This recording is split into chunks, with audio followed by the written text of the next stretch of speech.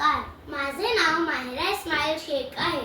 मी इयत्ता 4थी मध्ये शिकत आहे. मी आता तुम्हाला एक छान गोष्ट सांगणार आहे.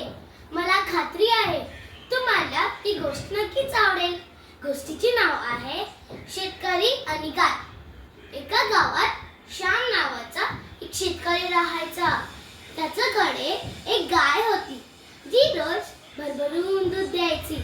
पण एकदा ती गाय आजारी पडली आणि तिने दूध देणं बंद केलं. मग श्यामने तिला हाकलून दिलं. शेतकऱ्यांना आता आपली गरज नाही असा विचार करून ती बिचारी गाय तिथून निघाली. वाटेत चालता चालता ती गाय पडली. तेव्हा राम नावाचा एका शेतकऱ्याने तिला आपल्या घरी आणलं आणि तिने त्याची खूप काळजी घेतली. आणि थोड्या दिवसात ती गाय बरी झाली आणि तिने एका गोंडस वासराला जन्म दिली आणि ती परत दूध देऊ लागली. राम गाय आणि वासराची खूप काळजी घेऊ लागला.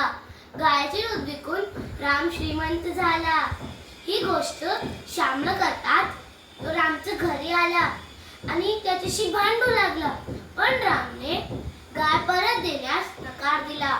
श्याम म्हणाला, मी तुझी तक्रार करीन.